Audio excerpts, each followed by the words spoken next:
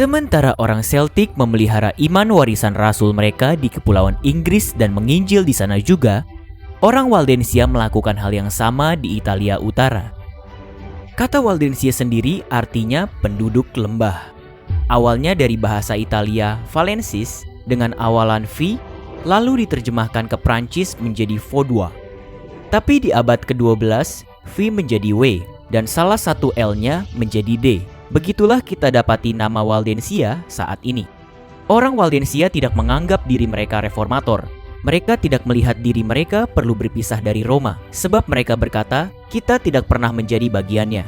Mereka katakan mereka adalah bagian iman rasul-rasul dan dapat melacak kembali asal mereka pada abad permulaan. Kenyataannya, saat kita melihat sejarah Waldensia, lebih dari beberapa ratus tahun sampai 1 milenium, kita dapat melihat mereka sudah ada dari abad permulaan di abad ke-4 sebagai masyarakat. Kita dapat melihat mereka ada di abad ke-7, 8, dan 9. Beberapa orang berkata, orang Waldensia pertama adalah Peter Waldo dari abad ke-12. Tapi ini tidak sepenuhnya akurat. Sementara itu benar, Peter Waldo adalah seorang pedagang dari Lyon.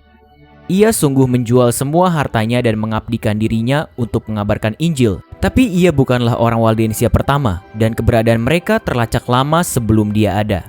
Kenyataannya, salah satu sebutan awal orang Waldensia adalah kata inasabati, menunjukkan jelas bahwa orang Waldensia ialah pemelihara sabat. Demikianlah mereka dinamai menurut hari apa mereka beribadah. Sebagaimana Waldensia di abad permulaan, dan gereja Katolik terbentuk juga, keduanya melihat bangsa kafir di sekitarnya sebagai ladang misi. Sementara gereja Roma Katolik memakai kuasa hukum, pedang, dan sekutu politik untuk memenangkan orang Waldensia menempatkan iman mereka atas kuasa firman Tuhan.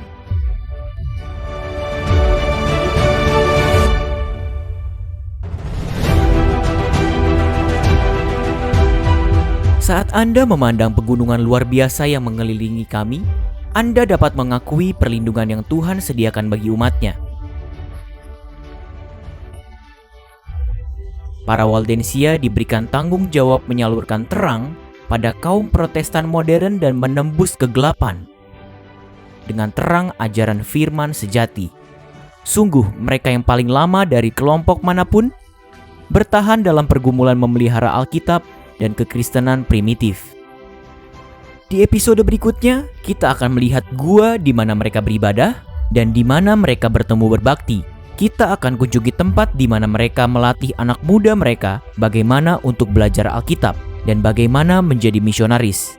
Kita juga akan mendaki gunung dan melihat tebing yang mana orang Waldensia dilempar menuju kematiannya di masa penganiayaan.